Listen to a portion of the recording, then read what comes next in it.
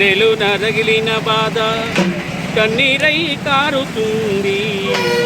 కష్టానికి కారకులెవరో తెల్పమని కోరుతుంది. గుండెలు నరగిలిన బాధ కన్నీరై కారుతుంది. కష్టానికి కారకులెవరో తెల్పమని కోరుతుంది. కష్టానికి కారకులెవరో తెల్పమని కోరుతుంది. నోరుండి అడగలేదు, కాలుండి కదలలేదు. నోరుండి అడగలేదు, కాలుండి కదలలేదు. ఎన్నేళ్ళ దుఃఖానైనా ఎదలోనే దాచుకున్నా. బాధ కన్నీరై కారుతుంది. కష్టానికి కారకులెవరో తెల్పమని కోరుతుంది. కష్టానికి కారకులెవరో తెల్పమని కోరుతుంది.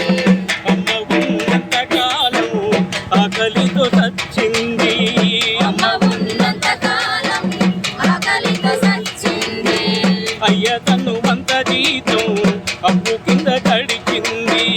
అయ్య తను వంత జీతం అప్పు కింద గడిచింది. మట్టి గడ్డల మీద తప్పటడుగుల లెక్క. మట్టి గడ్డల మీద తప్పటడుగుల లెక్క.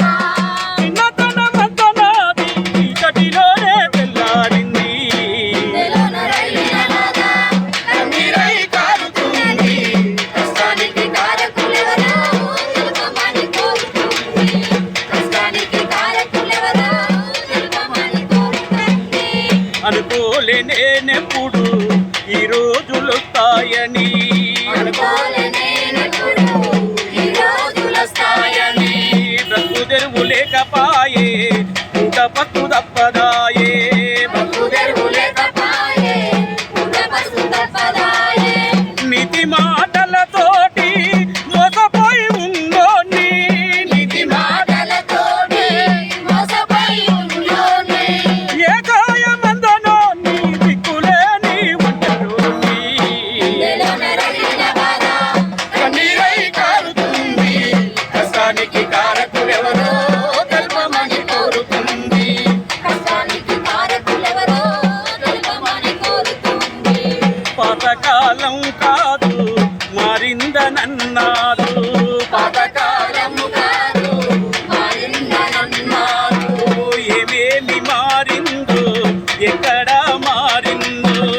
ఏమేమి మారిందో ఎక్కడ మారిందో. నా ఒంటి బట్ట మారలే, నేనున్న గుడిసె మారలే.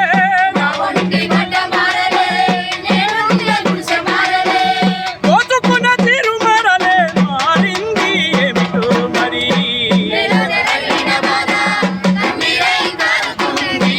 కష్టానికి కారకులెవరో తెల్పమని కోరుతుంది. కష్టానికి కారకులెవరో తెల్పమని కోరుతుంది. ఈ రకంగా మా గుండెలోని బాధను ప్రభుత్వానికి విన్నవించుకోవడం కోసమే ఈరోజు 33 జిల్లాల్లో మరి గల్లీ గల్లీకి, బజార్ బజార్కు, దుకాణానికి మా నిరుద్యోగ కళాకారులను చూడండి. మాకు ఉపాధి కల్పించాల్సిన బాధ్యత ప్రభుత్వానిది. ఈ ప్రజాస్వామ్య దేశంలో మేము నిరుద్యోగులుగా ఉన్నామంటే ఆ పాపం ప్రభుత్వానిదే. గౌరవ ముఖ్యమంత్రి ఇప్పటికైనా మమ్మల్ని చూడాలి, మమ్మల్ని పట్టించుకోవాలి. మరి సాంస్కృతిక సారథిలో అర్హులైన వారికి అందరికీ ఉద్యోగ అవకాశాలు కల్పించాలి. మిగతా కళాకారులకు ఎస్సీ, ఎస్టీ, బీసీ, మైనార్టీ కార్పొరేషన్ల మాదిరిగా కళాకారులకు ఒక సపరేట్ కార్పొరేషన్ పెట్టి 10 లక్షల రూపాయల వరకు ఎలాంటి షరతు లేకుండా రుణాలు అందించాలి. మరి అట్లయితే వాళ్ళ ఉపాధి వాళ్లకు ప్రభుత్వంగా ఏదో ఒక పని చేసుకొని వాళ్ళ జీవనం కొనసాగిస్తారు. కాబట్టి దీన్ని తప్పకుండా ముఖ్యమంత్రి గారు సంకల్పంలో తీసుకొని దీన్ని నెరవేర్చాలి. మరి ఉద్యమంలో పాటలు పాడిన వృద్ధ కళాకారులందరికీ ఫ్రీడమ్ ఫైటర్ల మాదిరిగా మరి 25,000 రూపాయలు పింఛన్ అందించాలని చెప్పి ఈ సందర్భంగా నిరుద్యోగ కళాకారుల ఐక్యవేదిక నుంచి ముఖ్యమంత్రి గారిని కోరటం జరుగుతూ ఉన్నది. జై కళాకారుడా, జై కళాకారుడా.